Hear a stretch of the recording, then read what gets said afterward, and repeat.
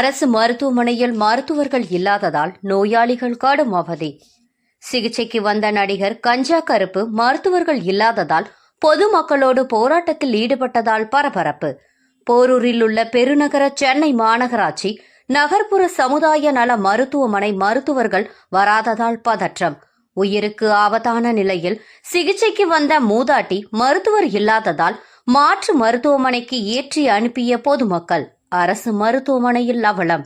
காலை 7 மணியிலிருந்து OP seat மட்டுமே போட்டு நோயாளிகளை மருத்துவர்கள் இல்லாமல் காக்க வைத்ததால் ஆத்திரம். நோயாளிகள் பொதுமக்கள் கடும் வாக்குவாதம்.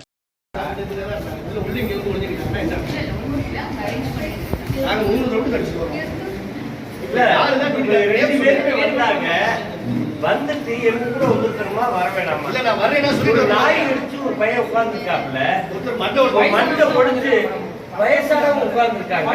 ஒரு டெட் கேஸ் மேடம் டாக்டர் வரணும் தான் 8 மணில சொல்லிட்டு 7:30 மணில இருக்காங்க பேஷண்ட்ஸ். டைம் 8:01 தான் போட்டுருக்காங்க.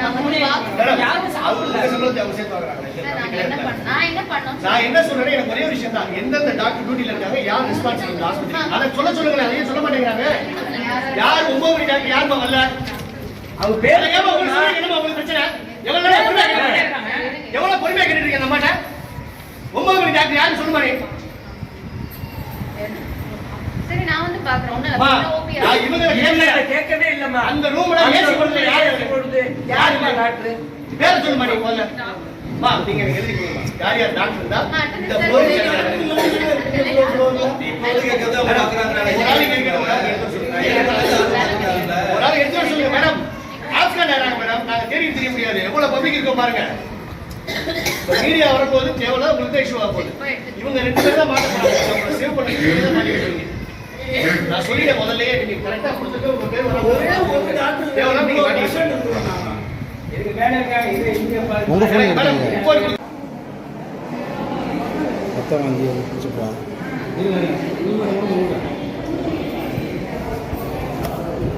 நீங்க எப்படி தான் போலாம்.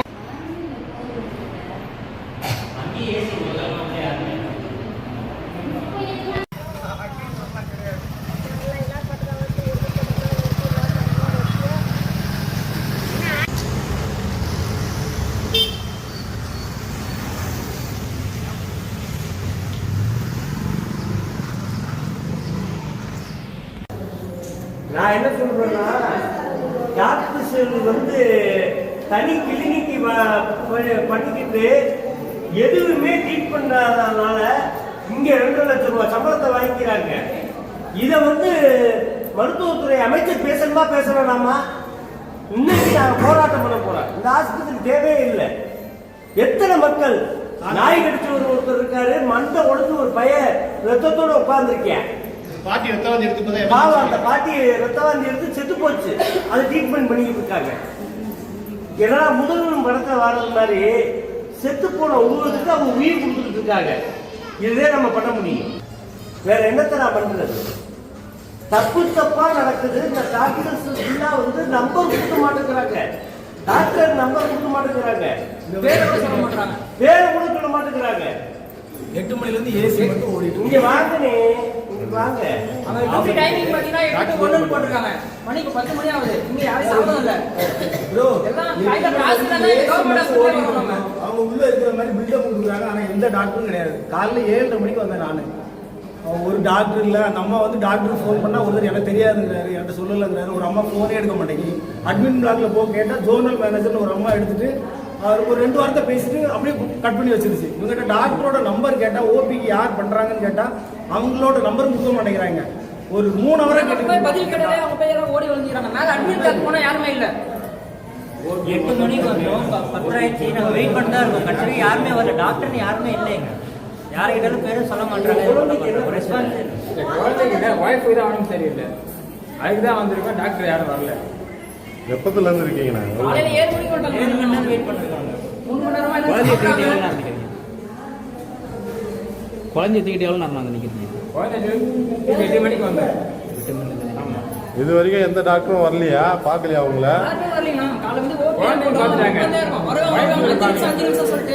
மணி 10 மணி ஆயிடுச்சு. யாரும் வரல. தப்பா நினைக்காதீங்க. எனக்கு என்னன்னா திடீர்னு ஒரு நெஞ்சு வலி வந்துச்சு. 4 மணிக்கு ஃபோன் பண்ணேன். இதே சரவணா டாக்டர் என் ஃபோனை அட்டன் பண்ணி உடனே ட்ரீட்மெண்ட் பண்ணாரு.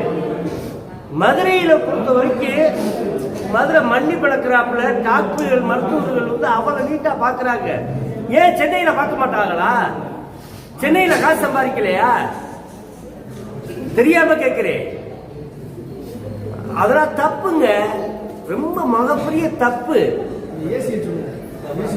ஏசி ஓடிக்கிட்டே இருக்கு, டாக்டர் வரணுமா வர வேணாமா? வேணும் ஓடிக்கிட்டு இருக்கு. இது ஃபுல்லா மக்கள் காசு தானங்க போய்கிட்டு இருக்கு.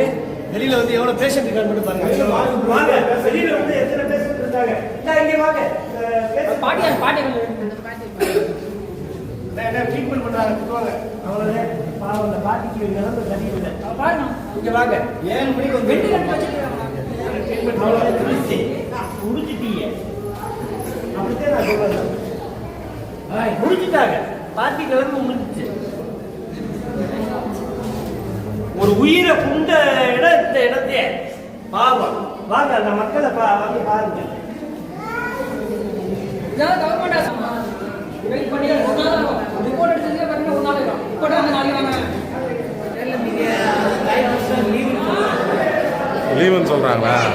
கோவிட்ல கேட்டோம், சரி நான் சுகருக்கு மாத்திரை வாங்கணும், சுகர் மட்டும் மாத்திரை அவர் எழுதி கொடுத்தோம், மாத்திரை வாங்கினோம். இந்த அம்மாவுக்கு பார்த்தீங்கன்னா மாட்டாங்க. இங்க வாங்க, மெடிசன் ஓபிஎம் மட்டும் போறாங்களாண்ணா? போட்டுனே இருக்காங்க. டாக்டரே இல்லை 7 மணிலேருந்து எங்கள் அம்மா போடுறாங்க, ஆனா டாக்டர் இவங்களை காண தேடி வராங்க. டைமிங் பாருங்க. அப்புறம் நான் வெயிட் பண்ணோம். காலைல 8 மணிக்கு 1 மணிக்கு ஆகாம இப்போ மணி 10 ஆயிடுச்சு. வந்து 2 மணி நேரம் பண்ணிட்டு டைம் முடிச்சு சொல்லிட்டு போயிடுவாங்களா? நீங்க காசு இல்லைன்னா ஒரு 100 ரூபா இருந்தால் கிளினிக்லேயே பார்த்துக்கோண்ணா. அது 100 ரூபா கூட இல்லை நம்ம இங்கே வரோம். வேலையை முடிச்சுட்டு ஸ்கூல் லீவ் போட்டு எதுவாக இருந்தாலும் வந்து பார்க்குறாங்க அப்படின்னா ஒரு நம்பி, அதாவது உயிரை காப்பாற்றுறது தானே டாக்டரு. இப்போ எவ்வளோ உயிர் போயிட்டு இருக்குமா?